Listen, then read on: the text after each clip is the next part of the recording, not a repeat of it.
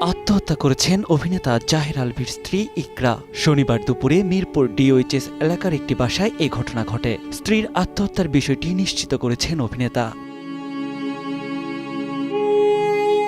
অভিনেতার স্ত্রী কেন আত্মহত্যা করেছেন সে বিষয়ে উঠছে নানা প্রশ্ন। বিষয়টি নিয়ে এই মুহূর্তে কথা বলার অবস্থায় নেই বলে সামাজিক মাধ্যমে জানিয়েছেন আলভী। অভিনেতার ভাষ্যমতে, সন্তান ও তার কথা না ভেবে ইকরা কেন এমন সিদ্ধান্ত নিয়েছে তা বুঝতে পারছেন না তিনি। সন্তানের ভবিষ্যতের কথা ভেবে বিভ্রান্তিকর তথ্য না ছড়ানোর আহ্বান জানিয়েছেন আলভী। সদ্যপ্রয়াত স্ত্রীর জন্য দোয়া চেয়েছেন অভিনেতা। খোঁজ নিয়ে জানা গেছে, বর্তমানে নেপালে আছেন অভিনেতা আলভী। ঈদের একটি নাটকের শুটিংয়ে সেখানেই অবস্থান করছেন তিনি। চেষ্টা করছেন দ্রুত ঢাকায় ফেরার। দেশে ফিরেই বিষয়টি নিয়ে কথা বলবেন তিনি। 2010 সালে ভালোবেসে বিয়ে করেছিলেন আলভী ও ইকরা। রিজিক নামে একটি পুত্র সন্তান রয়েছে এই দম্পতির।